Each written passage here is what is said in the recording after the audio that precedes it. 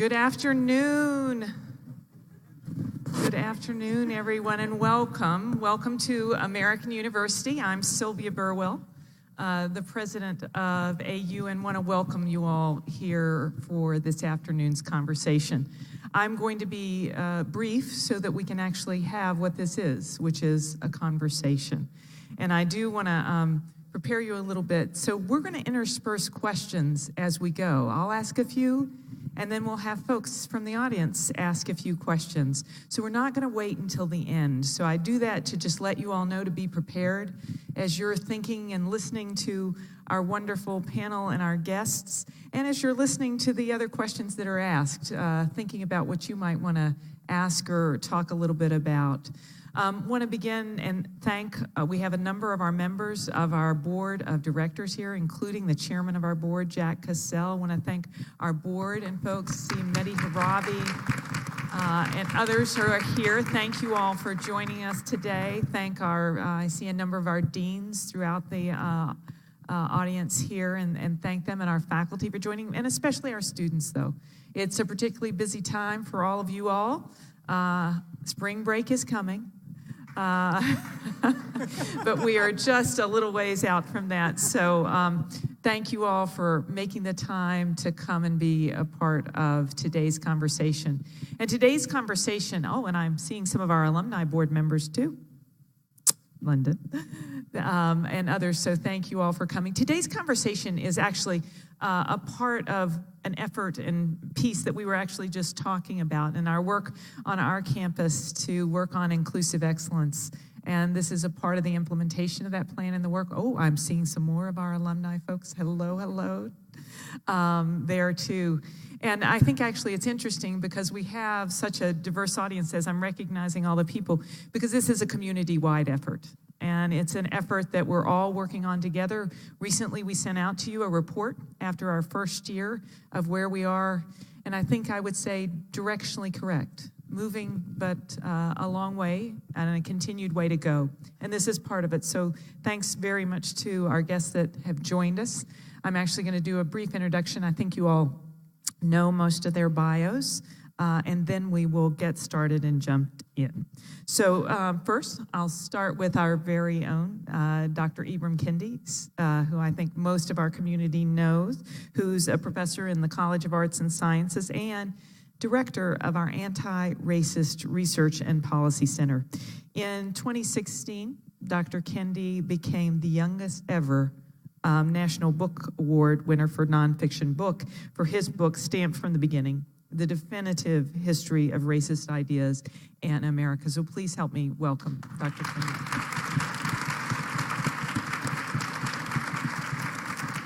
By the way, that was a book that ended up on my former boss's Black History Month reading list, I would just like to mention. And since we're on my former boss, I'll turn to another one of our guests, who is the former National Security Advisor and the former U.S. Permanent Representative to the United Nations, a public servant for 2 United States presidents, and a good friend, Ambassador Susan Rice, who is also here at American University. Susan.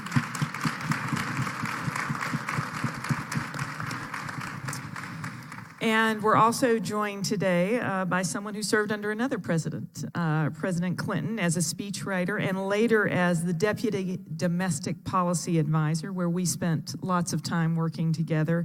And today he's an educator, a civic entrepreneur, and the founder and CEO of Citizen University, and an author as well for many of you who know of Eric's writing and his work.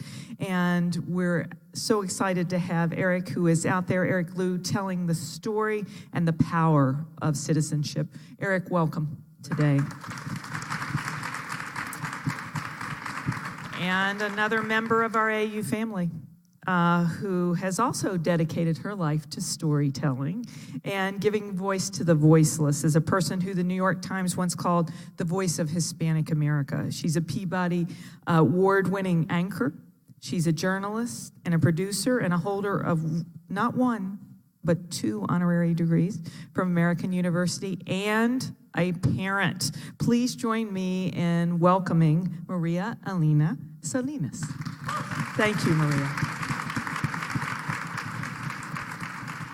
So this afternoon, I'm going to ask a couple questions, and we're going to turn to you. Just reminding everyone, so you'll be ready.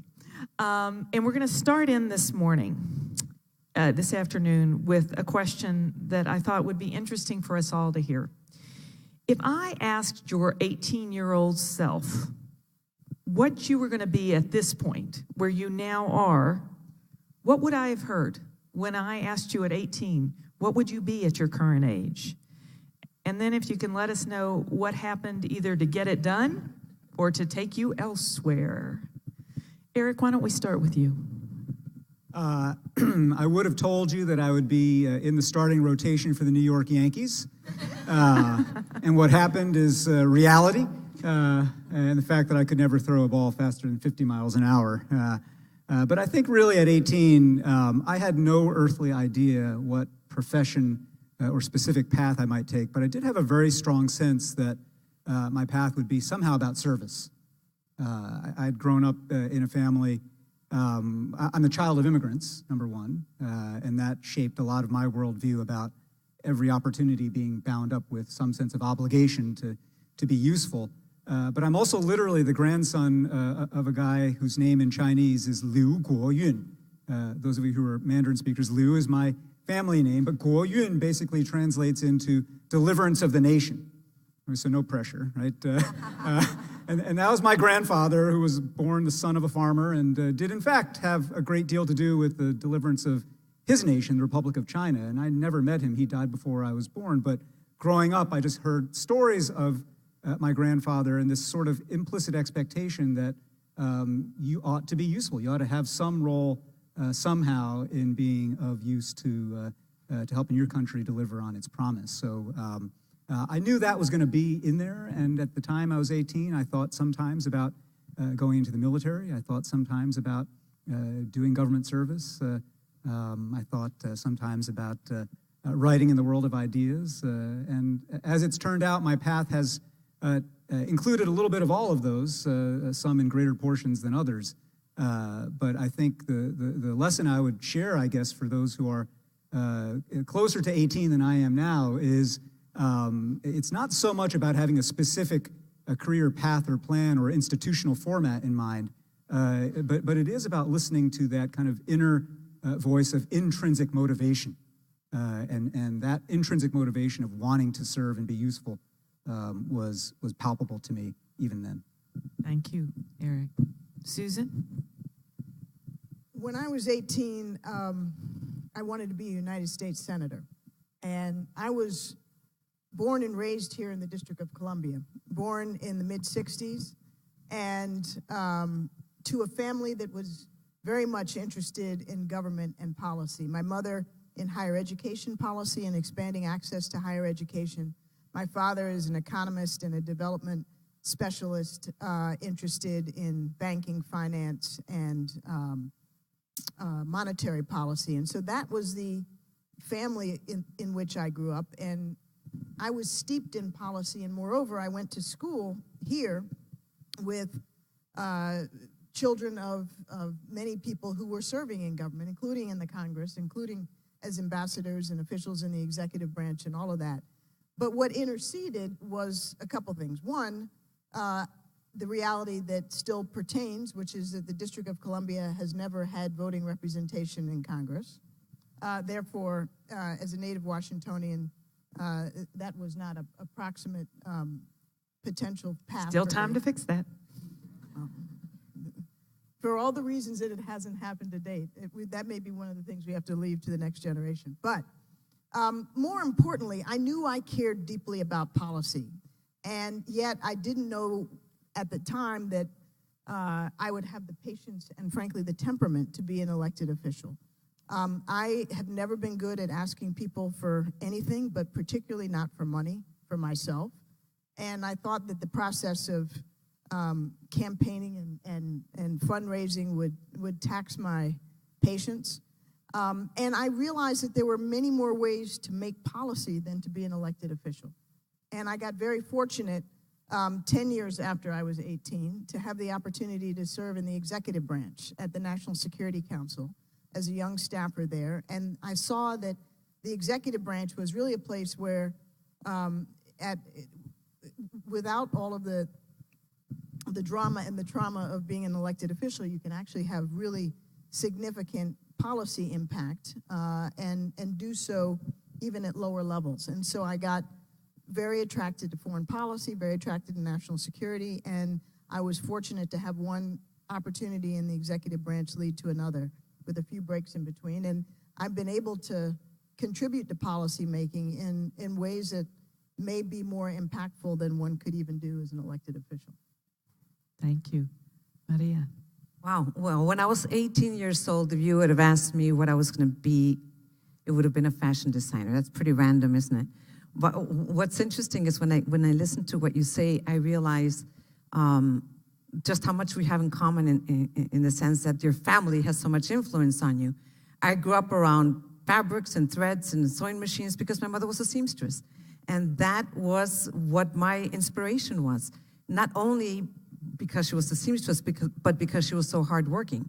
So I started working when I was 14 years old, and my first job was in a clothing factory, clipping threads.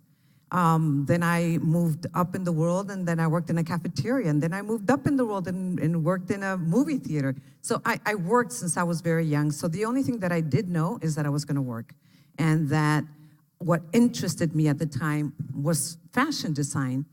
And, you know, it's interesting because really in our generation, and I suppose it is for everyone else, your parents have so much influence in what you do, but you are so much more exposed to other people, to other ideas, that you see more opportunities than maybe we did or our generation did when we were younger.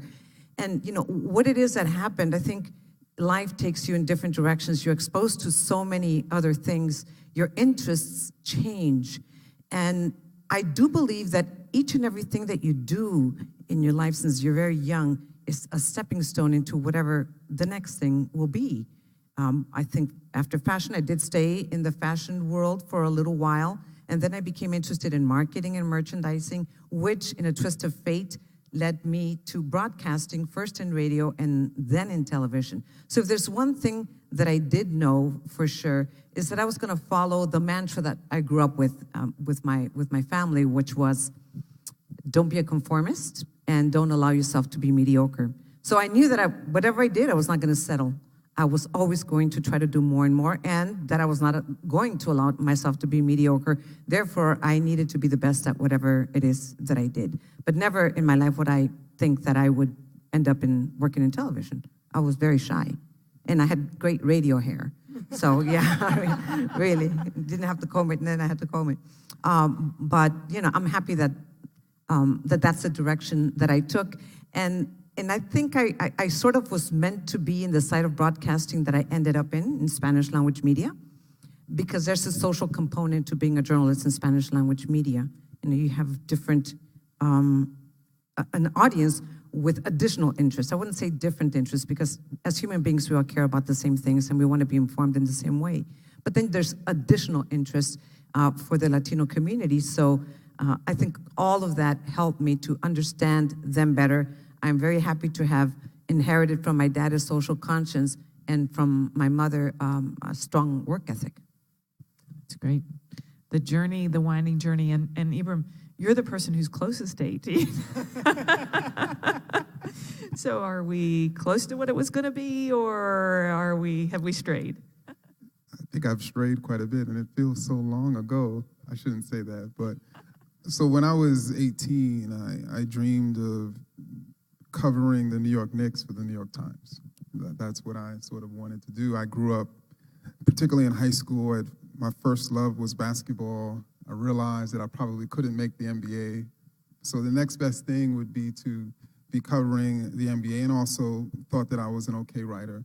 And so I went to college, pursued journalism, started doing internships in sports sections.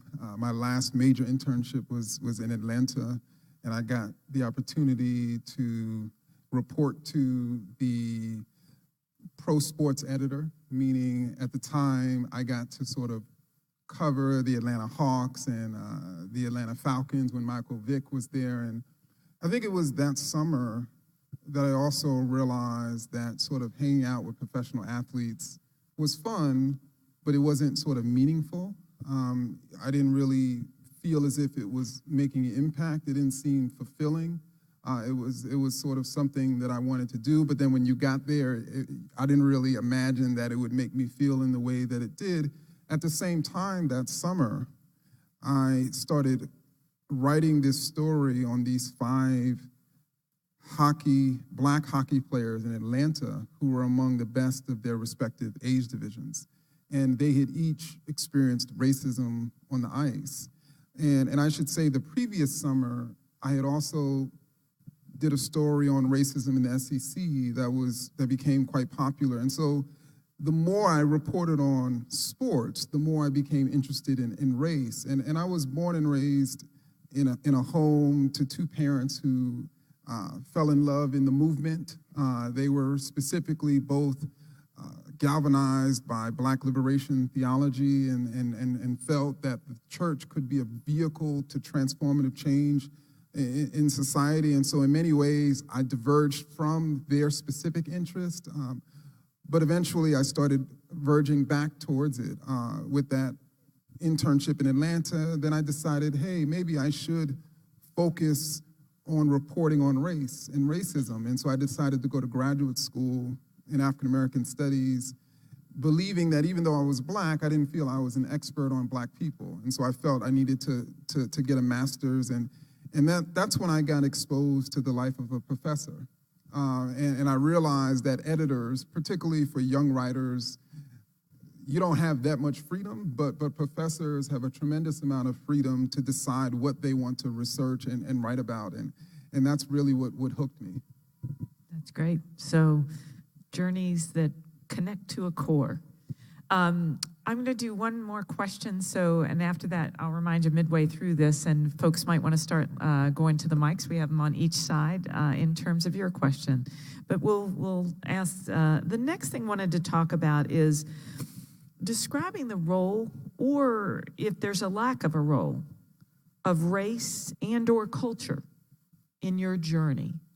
And your journey and everything from your professional life to what you enjoy doing to your family.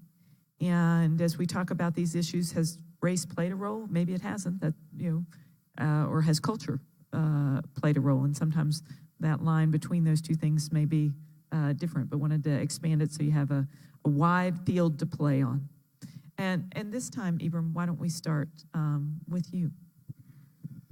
So I think my own personal sort of awakening towards how pervasive racism still was and is in American society, I think was crucial in my own personal sort of journey towards, first and foremost, wanting to start reporting on race and ultimately wanting to produce scholarship on racism, and then ultimately wanting to build a center that tackled racism. And I think that the first awakening came when I was in Tallahassee as a freshman in 2000.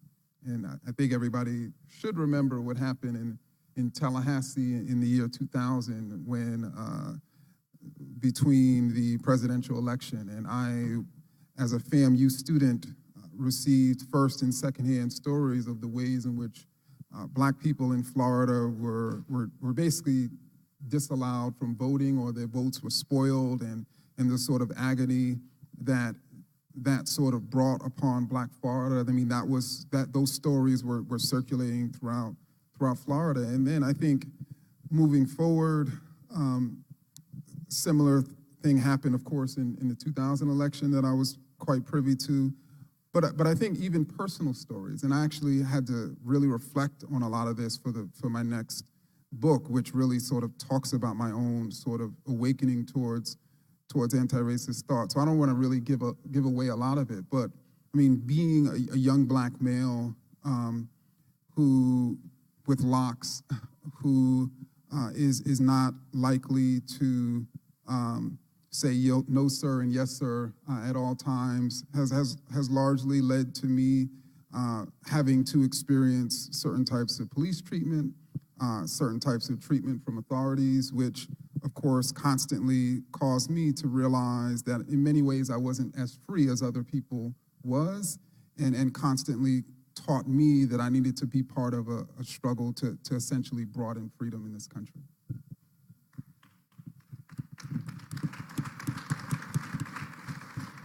Maria, do you want to touch on Yes, this issue? race played a huge role in my life and in my career. First of all, I'm the daughter of Mexican immigrant parents. I grew up bilingual, bicultural. And in my career, working in Spanish language media very early on in my career, I fell in love with it. I could identify. I knew that I was reporting to a community that I was also a part of, and I felt that I understood. However, it was an eye-opener for me to see just how much necessity there was, how much there was thirst for information in the Latino community, which at the time, in the early 80s, don't start counting the numbers, okay? I was 5 when I started. In the early 80s, there were only, 14 million Latinos in the US. Now there's 60 million, but at the time, a lot of the community, the growth in the community was driven by immigration. So you had a lot of people who were depending on the type of information we would provide for them so that they could have a better life in their newly adopted country. And one of the things that really shook me is when I started working, I covered politics. And in Los Angeles, where now there's more than 50% population that is Latino, at the time there was about 25%, there was no political representation at all whatsoever, not on the city council or the board of supervisors or the board of education, just not at all. And then there was an opportunity for Hispanic to be elected to the city council, and I went out excited doing my story, and I came back to my newsroom, and I told my boss, I can't do the story. He said, why? I said, because I interviewed 16 people on the street, and 15 weren't voting. Why? And I said, because either they didn't know about it, or they weren't registered, or they weren't citizens, or they didn't care. He said, see, there's your story. So I learned a good journalistic lesson that day. Latinos weren't voting because they felt disenfranchised from mainstream America, and if they didn't vote, they would never have representation. And I think that had such a huge impact on me that empowering the Latino community became my mission and my passion. And it continues to be after all this time. I worked in Spanish language media for 37 years, and throughout the whole time, and I continue to now, I am always part of campaigns to motivate Latinos to become citizens, to register to vote once they are citizens, to go out and vote. So race did play a role in my life and in my work, and it continues to do so. I feel that it's something that I am part of. I think it identifies me up to a certain point.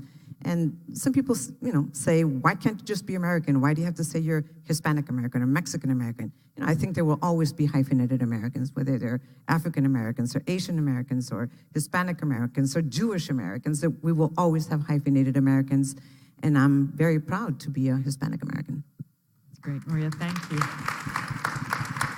I'm going to encourage folks with questions to go ahead and go to the mics as we kind of finish out on this question with Susan and then Eric. So if you have questions, please go ahead and go to the mic so we can take a few questions.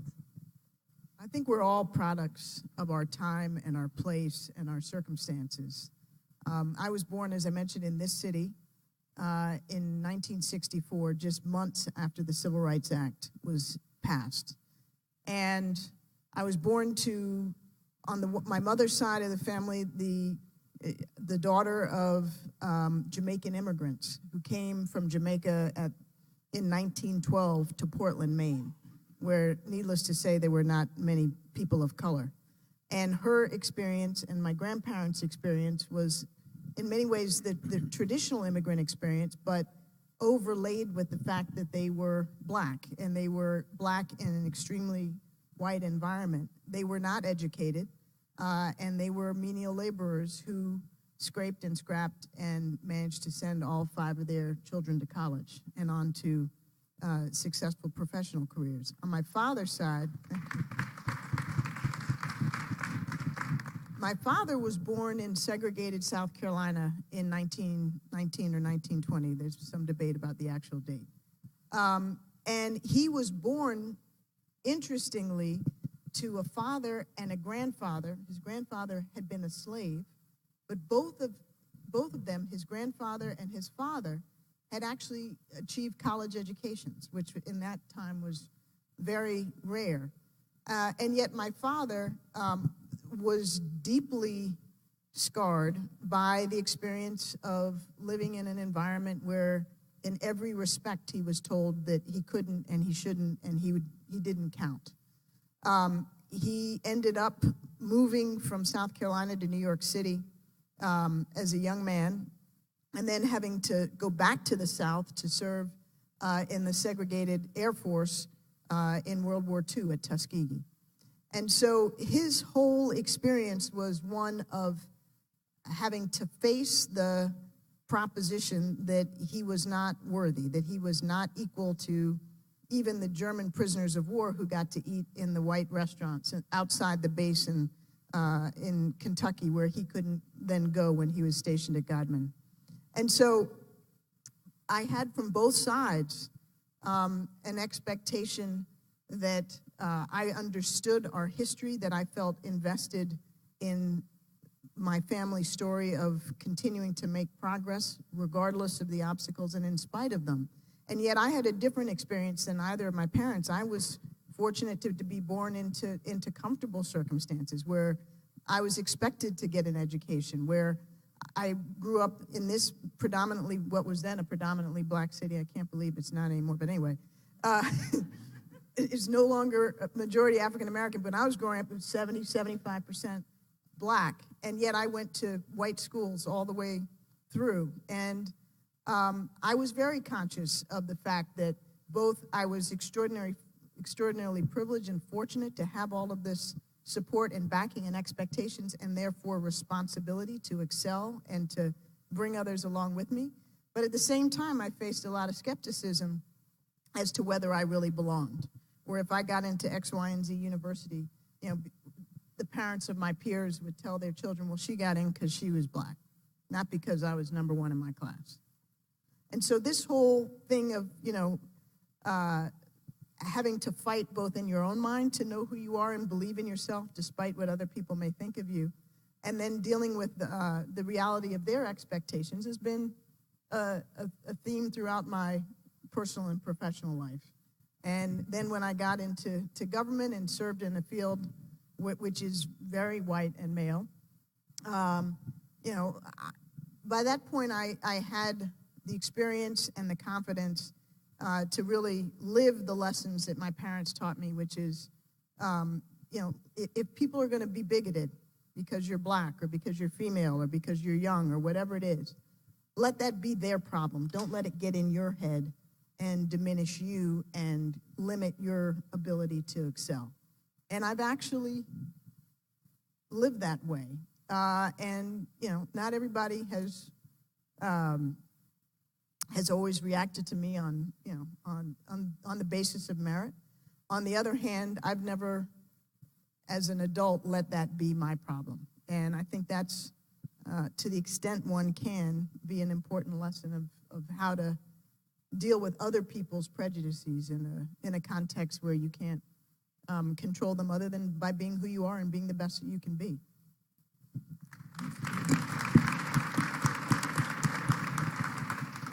I think there's this running theme already just in our conversation about other people's expectations, whether they are the affirmative ones of adults, parents, role models, champions in our lives, or the negative and constraining ones of stereotype and expectation in that darker sense. And I think one of the things that strikes me about this question, I grew up in the Hudson Valley of New York, outside of Poughkeepsie, in a largely white suburb, and in a community where there was a small but tight-knit Chinese immigrant community. And so within that community, we had a lot of love and social capital and activity. But outside of that, which was most of the time, being one of only a handful of people of color, much less Asian Americans in my high school, there was just this kind of dominant question all the time of what does it mean to, quote, fit in, right? And what came into sharper focus as I went through high school, and certainly by the time I was, so many of you here are now, an undergraduate in college, I was really frustrated with the frame of race concept and conversation and where Asian Americans did, or more to the point, did not fit in that frame. Certainly at that time, in the 1980s and 1970s and 80s when I was growing up, race in America was literally and figuratively a black-white binary matter. And to the extent that Asian Americans were even part of the conversation, it was either as a kind of an oddity and an exotic afterthought, or perhaps more insidiously, as a way to reinforce one part of that binary. And so there was this kind of notion, being a hardworking, high-achieving Asian American kid, one narrative was that I was part of the quote-unquote model minority, right? And or a more insidious phrase, which I think is still with us sometimes, an honorary white, right? Which was just one of the most, at the time it was said with just a certain amount of casualness, and it doesn't take much distance to realize how repugnant and corrosive that idea is, that to thrive, succeed, want to pursue one's aptitudes and achievements was to somehow enter into a zone of being that would be designated whiteness, right? That was an implicit narrative in a lot of my time growing up. Or on the other side, and this became more true during my years in college, that Asian Americans were only a subsidiary part of what was black identity in this country. That if you were not white, you were in the category called not white. And not white meant to be opposed to white racism, which was true to a certain extent, but it left no place for the actual texture of a Chinese American immigrant household, no texture for the meaning and the context, or even the kind of audacity of something called Asian American, right? This was actually the topic of my first book, a little more than 20 years ago, called The Accidental Asian. And it was reckoning in part with the idea that, I am very strongly Chinese American. I grew up in a household where my parents spoke 80% Chinese to me, and I answered back 80% English, but it was all one kind of, mixed up meta language. But the notion of a pan-ethnic Asian identity that would agglomerate the children of Chinese, Japanese, Vietnamese, Koreans, so on and so forth, Indians, Pakistanis, people who in other parts of the world were, if not at odds, were certainly did not have a common sense of identity, was audaciously American, right? It was one of the most American kinds of hybrid inventions. And as I was going through college, I began to reckon with the meaning of that identity. What does it mean to take on or not take on an identity like that? And that searching was not just part of my writing, but it was part of what impelled me after our time in the Clinton administration to move out to Seattle, which I'd been exposed to along the way. And Seattle, among other reasons for being a beautiful, entrepreneurial, vibrant place, was for a kid who grew up outside of Poughkeepsie, New York, fantastically, beautifully Asian. Where Asian Americans were just woven into every aspect of the fabric of public life. From bus drivers and postal workers to, at that time, governors, Gary Locke and other high elected officials, judges, and so forth. And this kind of idea that to be Asian American, to claim that identity as a way that was not either an expression of black or white, but was trying to complexify that story, but also was fully claiming public life. Was saying, I'm here, I'm Chinese, I'm Asian American, and I have as much right to claim this space in the public square as anybody else, and on my terms with the particulars of my story. That was a big part of what drew me out there. And so I think, it was sometimes conscious and sometimes not, but these notions of pushing back against the confines of old American narratives and the expectations that go with them turns out to have been a significant part of my path. We could actually stop here in terms of, I think, I hope that we can all take and reflect on each of these answers. We're going to keep going, but I think the richness of what we just heard and also the holding things from a different lens, even though a similar question and a similar meta approach, but how each thing. And so I hope we'll all take that. As I said, we can end now. We're not going to. We're actually going to go to questions from you all as we go forward. We'll start on the left side. If you don't mind just introducing yourself. I'm Gay Young from the Department of Sociology. At 5:30, I will be teaching a complex problems class called Arab Feminist Muslim Queer Resistance. And each one of you has spoken to something, although I see one or two of my students here, that I would like to raise with you and take back to that class. It has to do with the issue of how shall we respond to the vilification of a Black immigrant Muslim woman for taking the position that the requirement of public service people, such as school teachers, public employees, must pledge not to support an economic response or a political agenda that includes an economic response to Israel's treatment of Palestinians under occupation. How do we respond to that vilification at this point in time in a way that serves issues of ending oppression, including the oppression that is anti-Semitism? Who wants to take this one? Everybody's turning to Susan. Susan, we all vote for Susan. This requires a diplomat. And we got one. I think we have to be willing and able to talk openly and honestly with each other. And this doesn't just apply when we're talking about issues related to the Israeli-Palestinian conflict or issues that may divide Muslims and Jews or Americans of any stripe. And I think that the problem is that in this debate, to a large extent, we're talking past each other. I think, we should not be vilifying any individual for saying what he or she believes. Freedom of speech is not something that can afford to be selective. On the other hand, we need to be sensitive to each other's histories and experiences. And I think what has been challenging, and not so much on the legislation, as you pointed to, but on the issues that revolve around the speech of Congresswoman Omar, is that I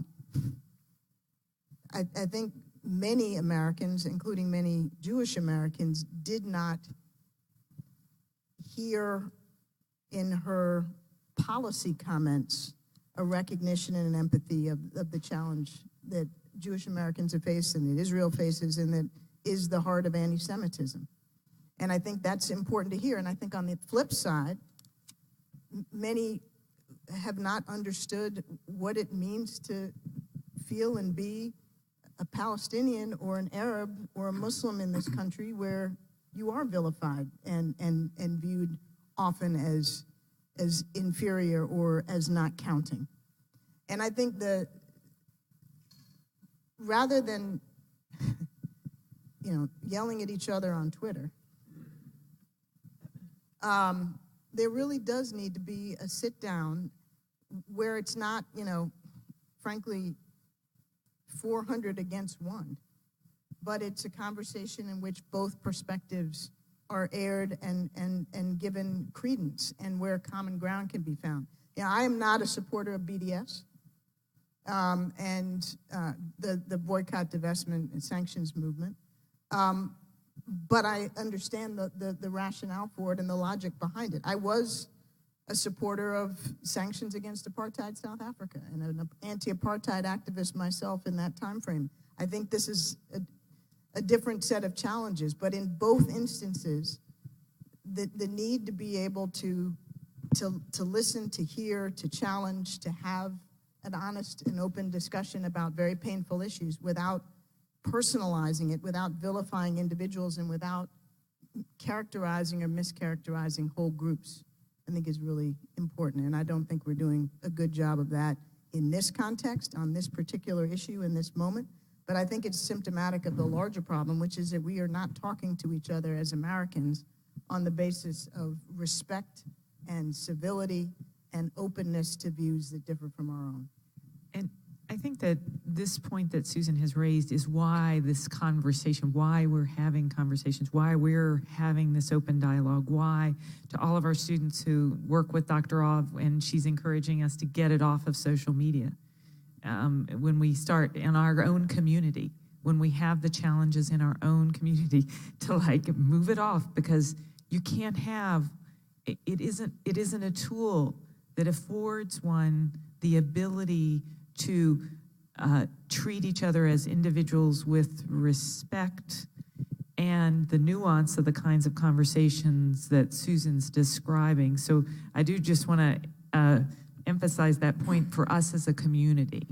As a community, that is one of the things we've been working the hardest on this year, is the conversations, the smaller groups, when we have these challenges, to go ahead and even when it's a hard thing that we all feel passionate about and we disagree with each other, but how we do that and how we hear, and how, as Susan just articulated the point of the arrow, she respects that people have a different view of how to get to the other side. And she herself has even at one time believed that was a right tool in a right place. But being able to hold a position, but respect and hear the other without getting into the kind of lack of dialogue that we do. Eric, you wanted to add? Well, yeah, I really I appreciate that very much, and I appreciate that that is the tenor and the spirit of this whole gathering and the way that you've been leading here at the university. I wanted to name one thing. I mean, in some ways, Susan's last comment here, that this is not emblematic only of this particular issue of Israeli and Palestinian relations, but is emblematic of a larger sickness in the body politic right now, right, in the United States at least, if not beyond. And a lot of the work that we do at Citizen University is aimed at trying, in fact, to remedy some of that illness in just the ways that you were describing. And I think there's one thing I want to actually tell you about it. There's a wonderful book by a guy named C. Terry Warner. He's a now retired emeritus professor of, I think, psychology at BYU. And he wrote a book, 15, 16 years ago called Bonds That Make Us Free. And it's a book that examines patterns of human relationship at every fractal scale, whether you and your significant other, department head to department head at a university, Republicans and Democrats, Israelis, Palestinians, whatever. And he describes this universal human pattern of behavior, which he shorthands this way. I accuse you to excuse me.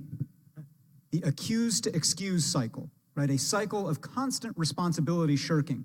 And, to take it, in a very trivial thing, if you go back home and your roommate or your significant other hasn't done the dishes and you say, hey, why haven't you done the dishes? They're piling up here. That person's first human response is going to be, well, why didn't you take out the trash? Right? Not to say anything about the dishes and whether they were done or not, but to accuse to excuse, right? And not to trivialize this matter, but actually there's a certain profundity to the way in which in this book and beyond the work that he's done, he illuminates these patterns in ways that I think both Sylvia and Susan are describing that we have to be conscious of in ourselves.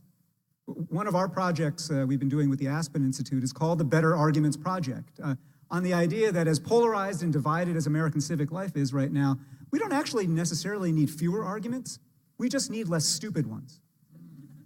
And I don't mean to be glib. I mean, less stupid means everything that we've just heard. Having more of a textured sense of history and what got us to this point in all different, from all different sides. But it also means having a more textured sense of the emotional contours of everybody who's in the argument and why it is that people can or can't hear certain things said certain ways. And I think what is implicit in that is, I think, rule number one of having a better argument, which is, and it's hard oftentimes in politics and harder still in social media, but it is possible, and in fact, it's necessary on a college campus to cultivate this, and that is, if you enter into an argument with the objective not of winning, but of understanding, it changes the entire dynamic. And I know that sounds simple, but if you just take winning off the table for a moment, like, I want to argue with you, but my aim here is truly to understand here. You may or may not score more debate points than me. You may or may not feel like at the end you have, quote, won this in a logical fashion. But for us as learners, for us as learning participants in civic life, parts of the body politic, we've got to shift our mindset that way. And I think, this issue in particular is emblematic, and it requires a measure of a capacity for discernment, to discern that it is possible both, of course, to criticize the policies and the policy framework of not only the current government of Israel, but the government of Israel for some time, while at the same time recognizing the deep historical truth and persistent reality of anti-Semitism. And that conversely, it is possible and necessary to discern between the reasons why, certainly in the United States, people of Arab and Muslim descent would feel particularly acutely attuned to language and a vibe and a culture of vilification and demonization, right? Why is it that it's Congresswoman Omar who has become the figure for this debate, right?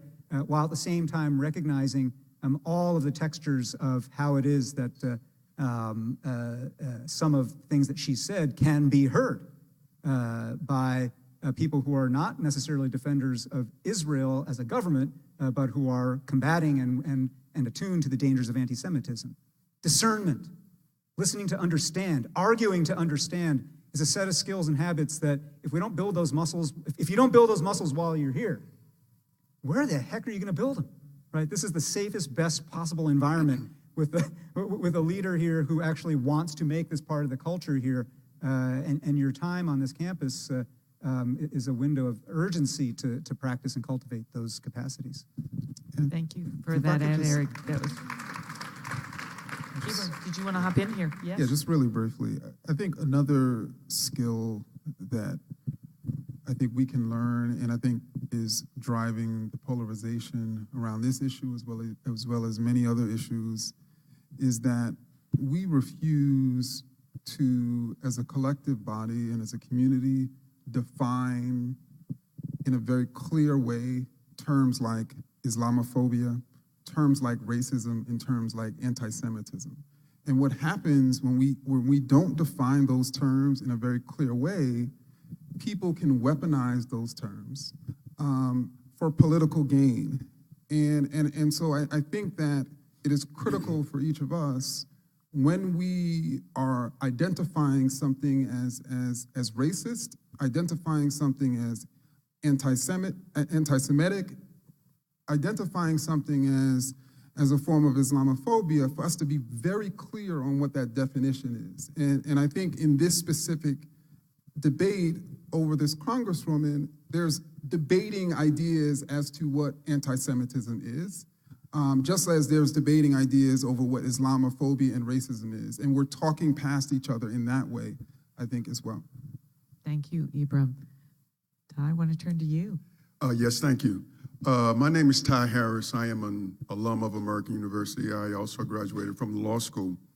I have a brother who is a graduate. He's a doctor. I have another brother who has a JD from Antioch, and I have a sister who has a PhD from George Washington. We don't hold that against you.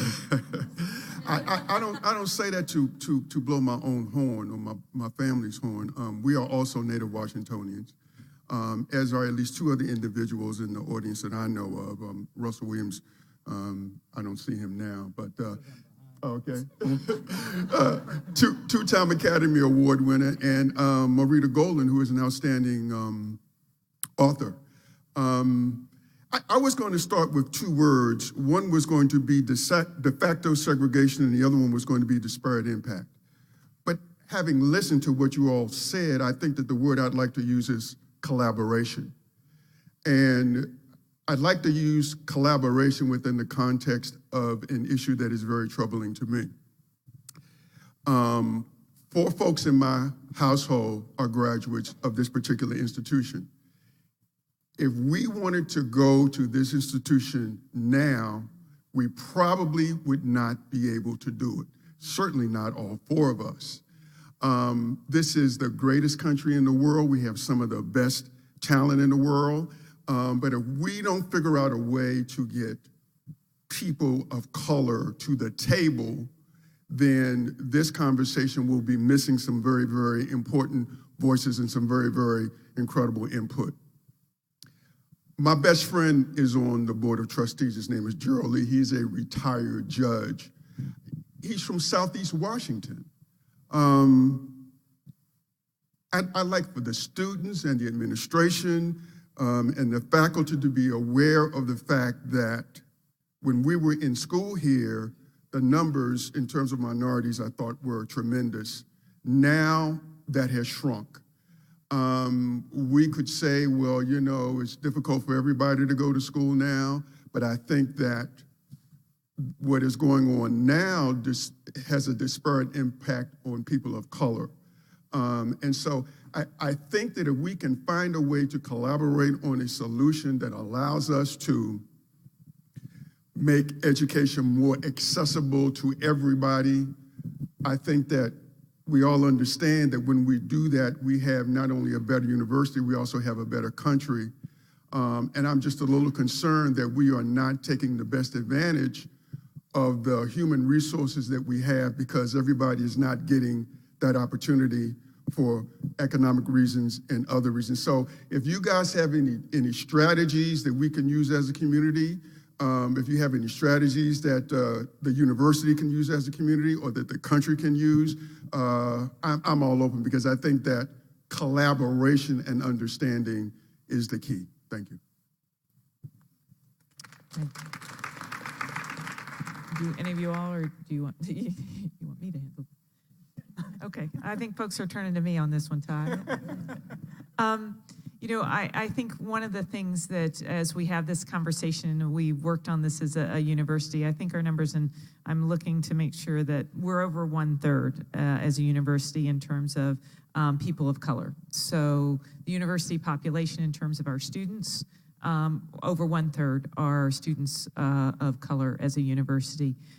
Is there more? Is there better? I think, Ty, your comment, though, is a broader comment that is often related to the questions of economic access for all.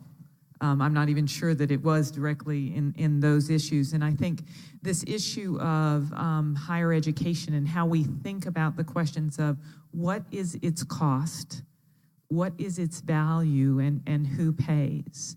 And I think these are incredibly important part of the conversation that back up against the conversation we're having. I think the two conversations often come together.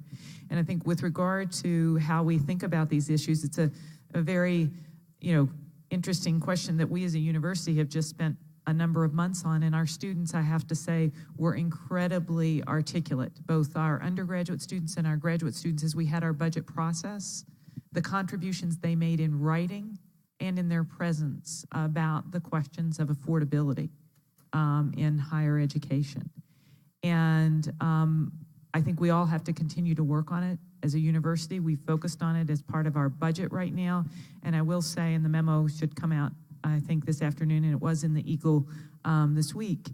At American University, in the next 2 years, we will have the lowest increases that we have on record in our tuition. Now, is any increase hard? Yes. Is that bad? Is the price already? I got all that. But as we start to work on these problems and think about how we as a university contribute, this will be the lowest increase in all-in cost for the university for our students that we have on record. And so that is one of the ways, of which there are many. Our inclusive excellence work is a part of that and stretches across many different pieces and parts too. So I'll just stop with those two things, but an issue that glad you raised front of mind as we as a university work on this. And it's an important thing for all universities, not just us, as we think about these issues of broader access.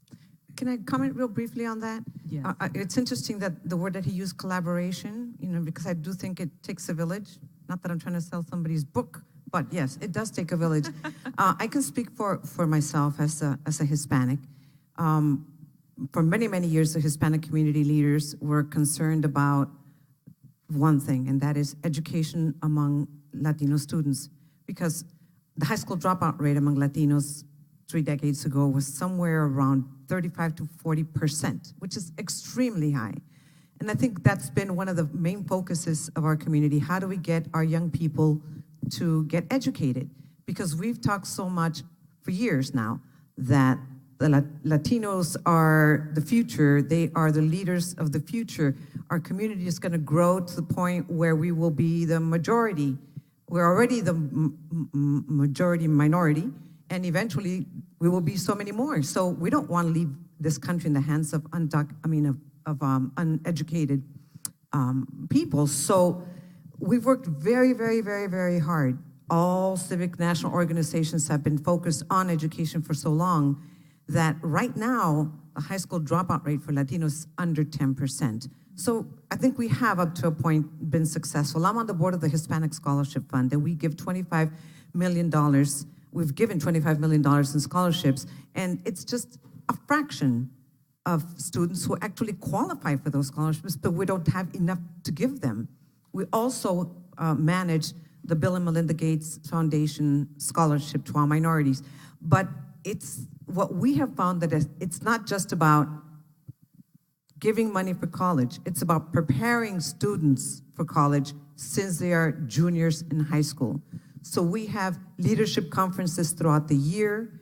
We have conferences for specific interest, whether it's media or STEM, and we bring professionals from those fields to talk to the students. So we really try to start from the bottom, and it doesn't really matter what your economic situation is or what your ethnic background is. We work with all students, even though we are the Hispanic Scholarship Fund. We work with students from all races and all backgrounds.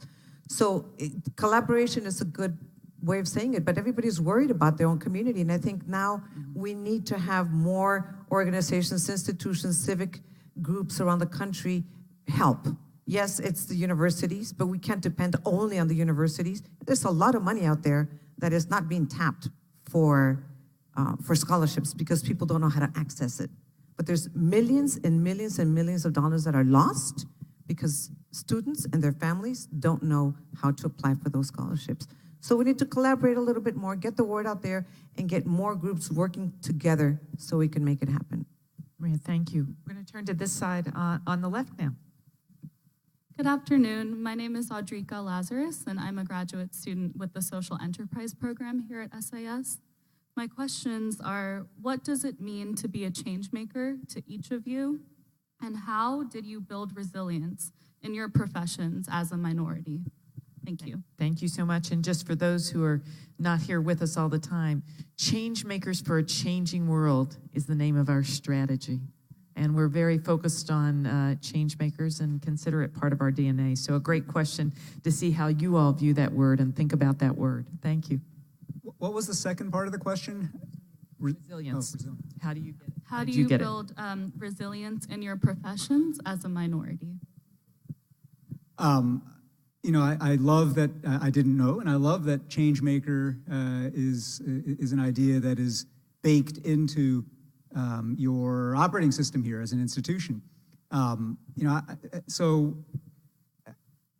our work, my work in general on this idea of civic empowerment and citizenship, let me unpack one thing first of all. When I talk about citizenship, when I name our organization Citizen University, I take pains always to begin by pointing out that I'm not talking about documentation status or under the immigration and naturalization laws of the United States. I mean citizen in the bigger, kind of more capacious ethical sense of being a member of the body, right, a contributor to community.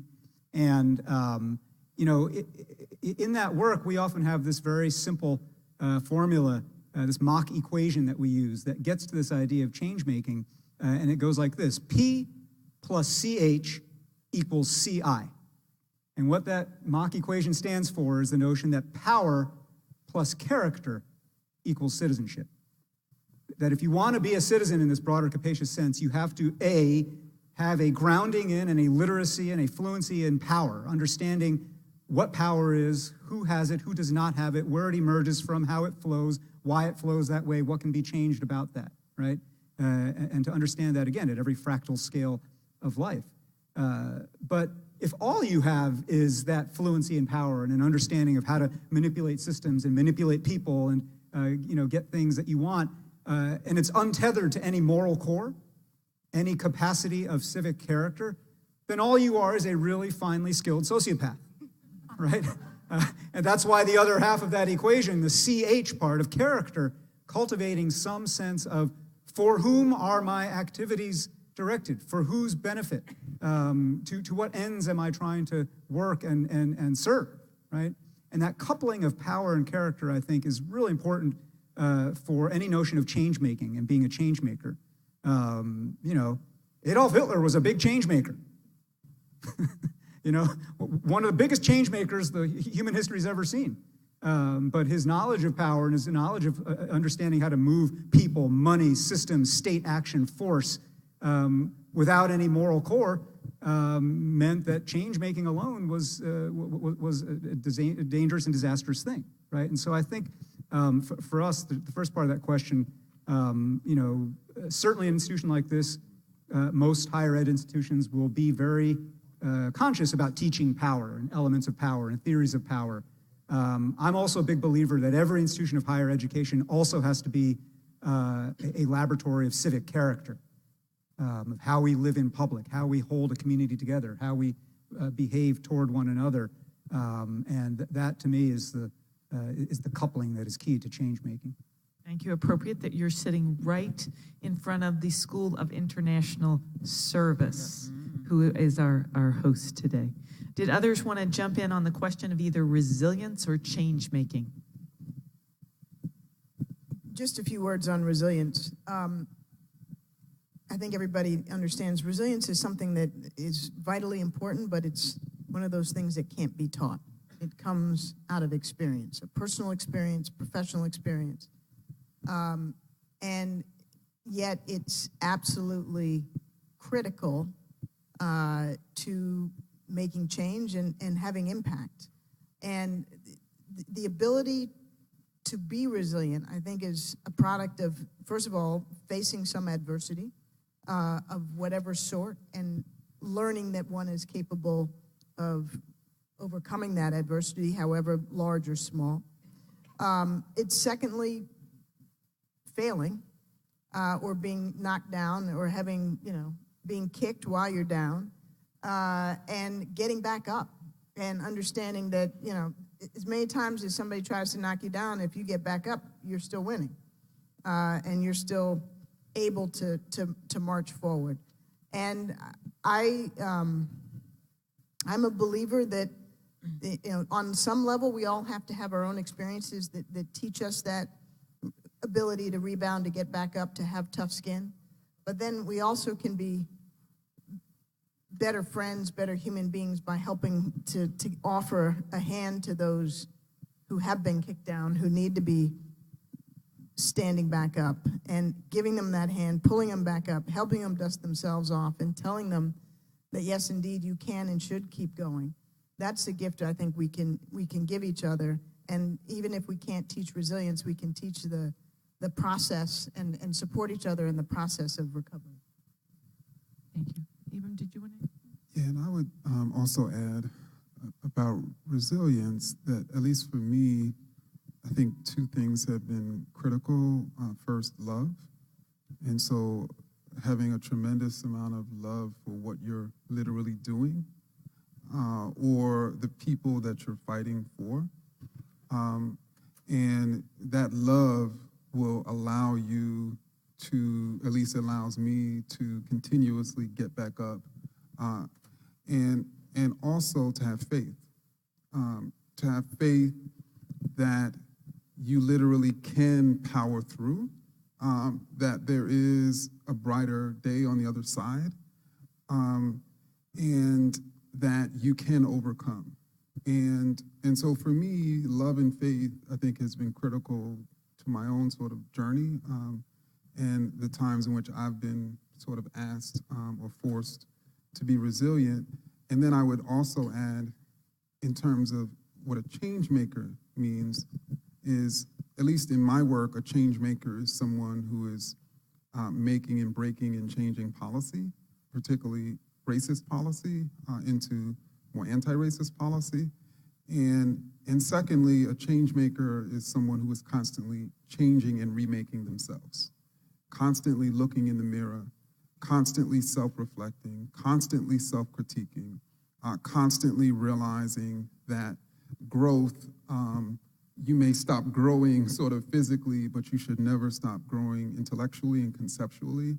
And you should never believe that you know it all, or that you cannot do something that much better.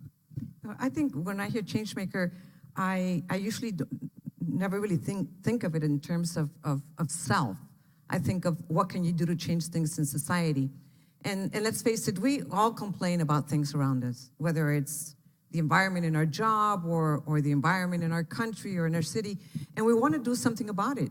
And I think being a change maker or wanting change is challenging the status quo and saying this is not acceptable.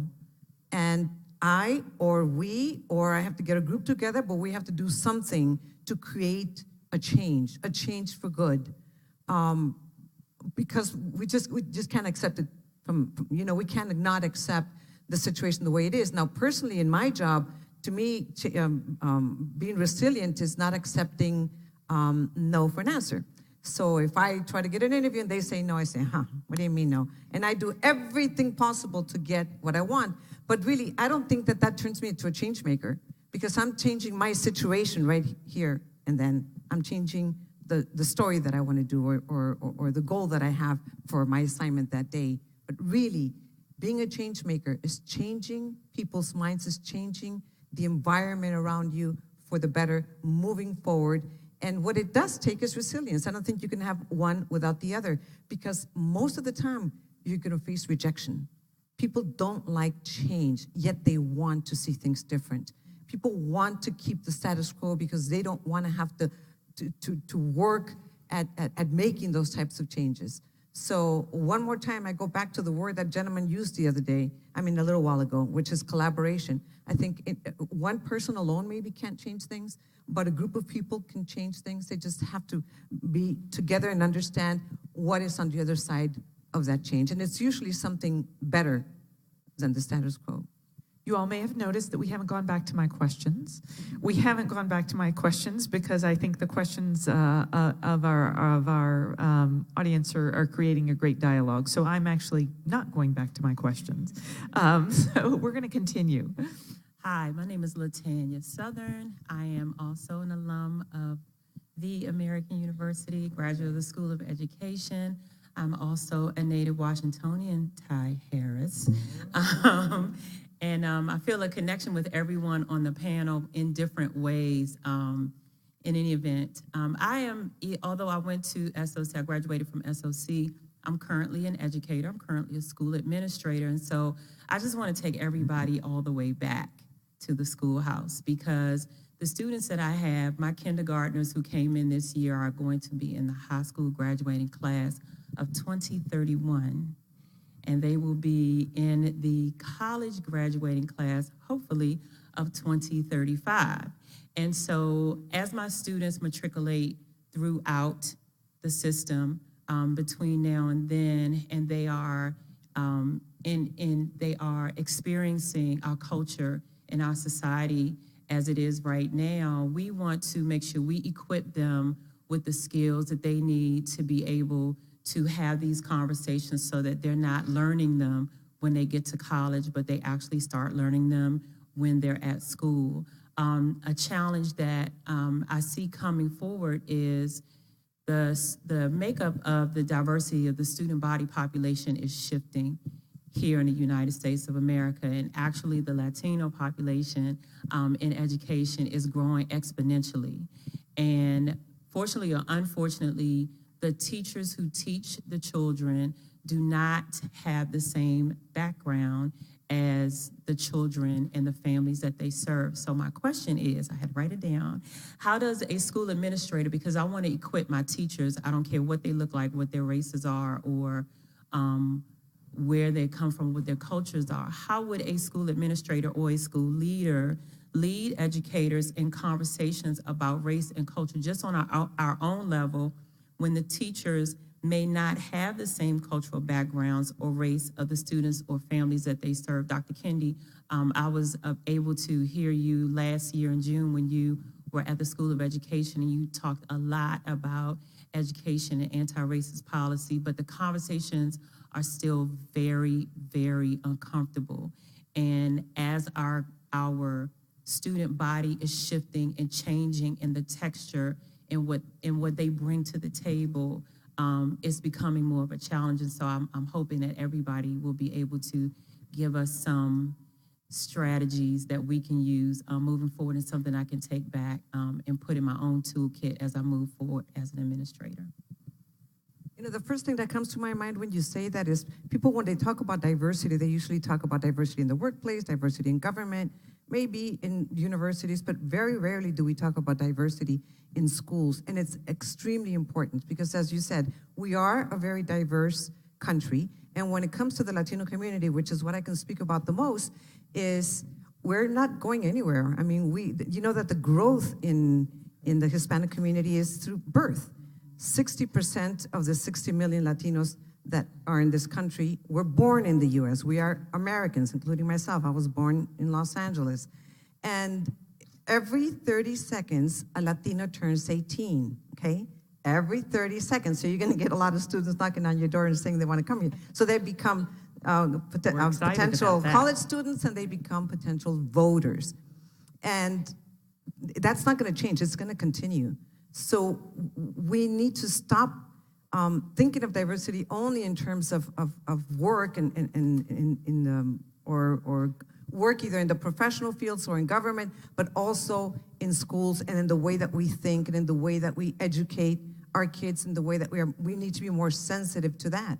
You know, a lot of students have serious problems because of a language barrier or because of a cultural barrier where they feel that they're not understood. They don't see themselves reflected in what they are learning. So how? I don't know, but does it need to be done? It needs to be done at the lowest level possible, since kindergarten, and maybe through books. I know I have a stepdaughter who teaches journalism at the University of Central Florida, and is so keenly aware of the importance of teaching people to understand Latinos that she wrote a textbook about Hispanics in the media, Latinx in the media, and now is preparing to write a bilingual book about cousins. You have a cousin here who lives in Mexico. You live here, you have a cousin who lives in Colombia. You live here, you have a cousin who lives in Cuba. And that sort of helps students. I say, you know, why are you thinking about that? Why are you doing that? You teach journalism. She says, because I see my son, he's 6 years old, and I want him to learn about his family back in Cuba, not on my side, that's on the dad's side.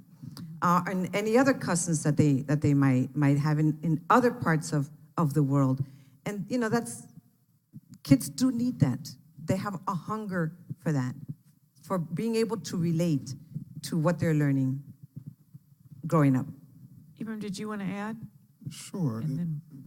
I could say briefly, so I was, as I think I mentioned earlier, I was born and raised by preachers. And I can remember times in which my parents were preparing sermons to give to their own churches or to another church.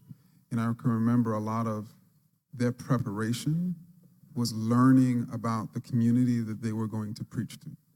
They felt that that was essential to be able to sort of minister and to teach these people. And so I would say the same thing. I mean, when we look at our public schools across the country, I think about 80% of the teachers are white, but the majority of the students are students of color. And so I think it's essential for those white teachers, if that's who you're specifically referring to learn as much as they can about the communities, the experiences, the cultures, the languages, all of the above about the students that they're trying to teach, and then simultaneously level them. In other words, not imagine that they're learning about those cultures because they want to transform those students to be more like them, but they're learning about those students and where they come from so they can meet those students where they are. And I think that's critical. And so I think in terms of a few points of advice to encourage teachers to learn about those children, to encourage teachers to level themselves, to not view themselves as superior to those students, and then also to instruct those teachers to really figure out ways to meet those students where they are, and they will have more success if they do. We are nearing our end, but I want to take one more question, and I'm going to, over on this side, we're going to take that question. And as we answer that question, I also want to let you all have an opportunity for any last words that you all would like to offer as we answer this. But let's hear our last question. And I'm sorry to those of you we don't have time, but I am watching the clock. Hi, my name is Bree Powell. I'm a grad student in the International Development Program. My question actually stemmed from an incident in class where a white student basically was making the argument that if people of color are uncomfortable in spaces because they feel they're not intersectional, it's their job to fix it. Literally, the word she said was fix it. And it was a frustrating incident on a number of levels because in addition to having this conversation everywhere, I'd already had it with her. So I'm wondering, as students and professionals, how do you navigate largely white spaces where you're interacting with people who claim so insistently that they want to be inclusive or whatever, but they can't quite get over the need for themselves to be like doing work or, challenging the status quo? Can I just be sure I understood the question? You're saying that the student was basically putting all the onus on the people of color to address the challenges that explicitly arise. And twice. Like the question was repeated verbatim weeks later. So like she sincerely held this opinion across. So it's a one-way street, in other words. Yes. Is what okay. Yeah.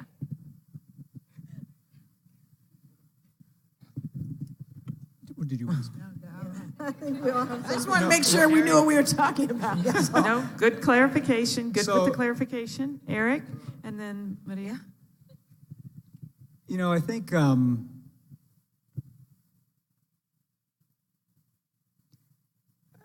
as regards your interaction with this particular student, I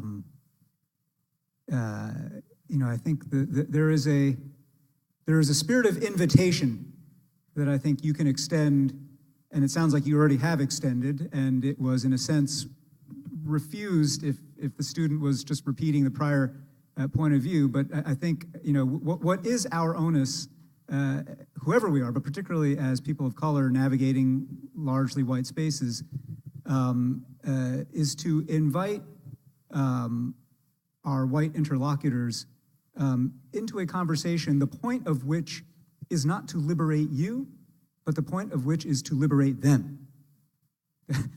It is to kind of remind them that their frames of thinking, their frames of mind, their notion that the onus is on you because this is a POC problem, is not just wrong, it's a prison within which they are confined, right?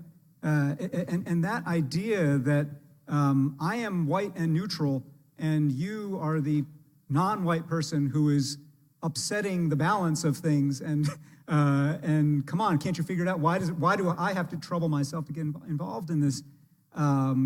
Is not just unfair to you or to me, right? But it's incredibly confining to that person. And the invitation that I would extend in a sincerely compassionate way is to say, I invite you to reflect on how holding that worldview is keeping you from seeing me, from seeing yourself, and from seeing all the humanity around you, right? When Ibram spoke about love and faith are tested most in those instances where you are going to get out of your default story of self. And your invitation for this person to do that, I think, doesn't have to be in a way that is confrontational or puts them on the defensive. Human nature being what it is, they may react defensively, but I think that Can I suggest a less nice way of approaching it? We are not surprised. And I'll probably double down after that. And Ian has left. The conversation could go a different way, and it could be, if you're saying to me today that because I'm a person of color, it's my responsibility to educate you and change the broader dynamic while you sit back and watch. I'd ask that person, what's her plan in 25 years when she's the minority? And, it will be on her to change the dynamic according to her logic, because that's the America she's going to be living in. And to get people sort of get their heads wrapped around the fact, as you've said many times, we are a changing country. And a lot of people are uncomfortable with that for understandable reasons. But whatever onus you're putting on the so-called minorities today is going to be on her, by the time she's in her 40s. And maybe she ought to think about that before she puts that all the way back on you. That's a less nice way. I don't think that's less nice. I think that's very complimentary. All right. So, Oh, Ibram, go right ahead. So, do you mind if I give a quick history lesson? So in the 1790s, there were more and more free blacks. And white abolitionists started telling those free blacks that it was on you to convince white Americans that your brethren who are enslaved should be free. And the way that you go about doing that is by acting in this upstanding manner in which you're defying sort of stereotypes, in which you're demonstrating your humanity. And then within a few decades, black people were doing that. And then when black people started doing that, they were called extraordinary, meaning you're not like those ordinary inferior Negroes. But it also connoted this idea that somehow black people are responsible, or people of color are responsible for the ideas that white people have about us. And that idea is a racist idea. And so I would encourage students that if a student comes to them and wants to learn about a particular racial group, and that student truly seems open-minded, to, of course, engage with that student, but I don't want you to feel it's your responsibility to transform the minds and lives of other people, and that if you don't, you're a failure and you failed your race. You should be here to get an education, to be the best person that you all should be, and to graduate just like every other student. And let us transform the sort of policies that will ultimately transform and do away with these ideas. Can I add to your history lesson? Spanish was spoken before English in this country. It was. I don't know why people can't get the fact that we are a multi-ethnic, multicultural country. And we speak multiple languages and we practice multiple religions. And I think it's getting, instead of moving forward, it looks like we're moving backward in that understanding. And, we don't really have to prove ourselves. We are all American. We are all the same. So I think where we do have the problem is, as minorities, is, there's a line that divides us from them. And the more that we want to be part of our own ethnic group, the more we are seen as you're someone else. So we have to figure out a way in which we blur those lines and understand that for certain things, we're all American. But if we want to practice our culture, then we are part of our ethnic group and we should be proud of our cultural heritage. But we are all the same and we are all Americans. And I say it over and over again. I said it before and I say it again. We will always be hyphenated Americans, but we are Americans. I participated in the last campaign with an organization called Mi Familia Vota, My Family Votes, for last year's midterm elections. And we thought about, yes, we have to get people to get out and vote. So we have to come up with a hashtag. And I said, okay, whatever you do, I don't think that we need to go out and tell people, go out and vote because we want to get Donald Trump out of office. I said, that is the wrong message, because the more that you tell people you're a racist, the more racist there will be. The more each person will go into their little corner and the more divided we will be. I said, how about letting them know, go out and vote because we are American too. It's time that Latinos stop thinking that we are foreigners in our own country. So I think the same goes for all ethnic groups. Well, we thank you. I want to, before I thank the panelists, thank our audience for all of your questions and engagements. I want to see if anyone, if you want to do a quick lightning round of any last words before I thank you all. Eric. The only thing just on that very last point is, there's another, the word and the idea of intersectionality is current right now. Another older or other, another concept for it is hybridity. That the American way is hybridity.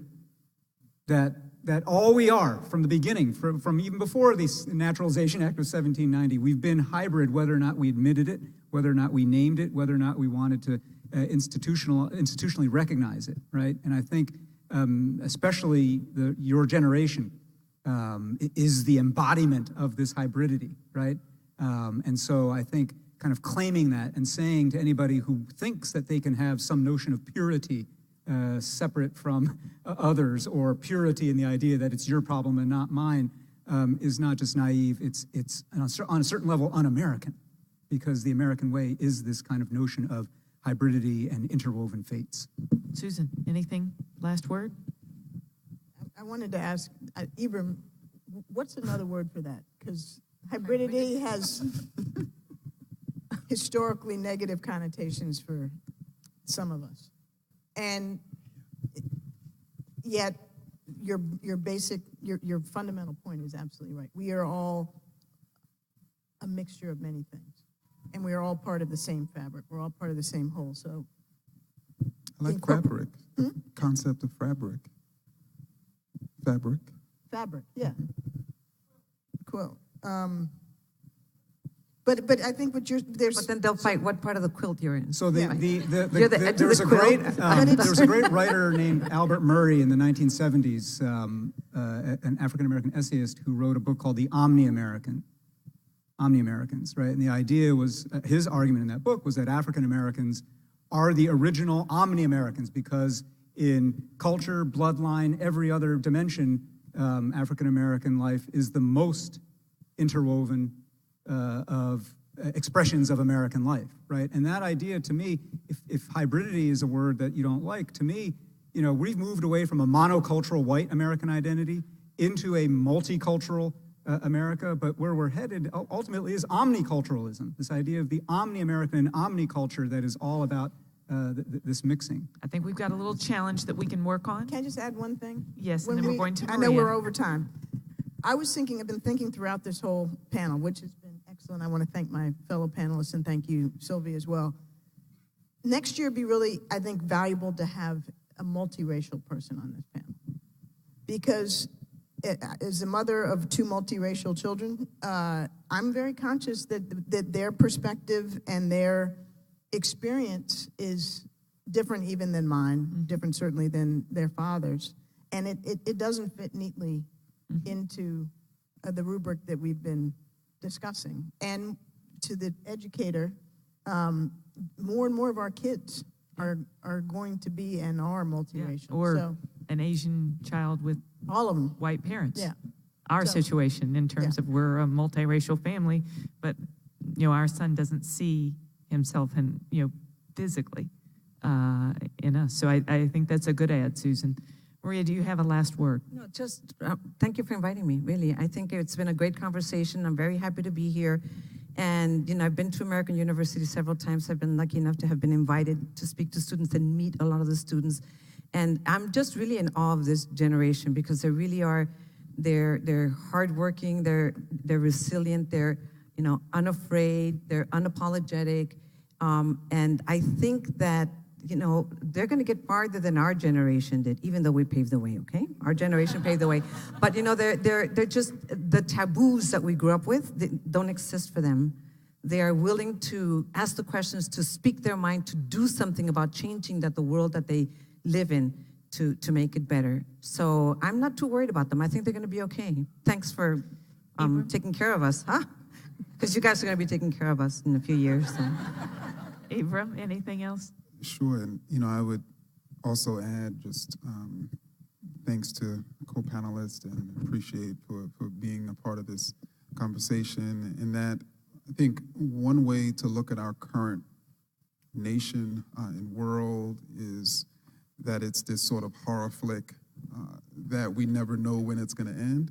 Another way to look at it is to recognize that there's a tremendous amount of struggle and transformations that are going on in this time in which people are really trying to create a different type of America, the type of America that's equitable, that I hope many of us want. And we cannot get to that point without a tremendous amount of struggle.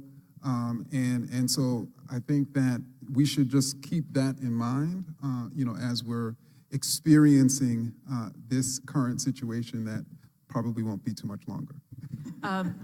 Thank you. I want to end on Ibram's point, which is, why inclusive excellence and these ideas are fundamental to our strategy. They are fundamental to who we are. I think it is our belief as a university, why we're having this conversation, why this is one of the core elements of our strategy. It runs throughout, but it stands on its own because it is so important and it is where we are going. I think we're optimists as a university. It is where we are going, and we've got to help build getting there. And I think, as you were also reflecting, it's hard. And it's, we don't always move forward at the speed we would like to, or we don't always move forward with things that set us back, as we've talked about in terms of resilience. But it is so important. And I especially just want to thank our panelists, you all taking your time today to be a part. Eric, Susan, Maria, and Ibram, thank you all very much. It's great to be here. Thank you.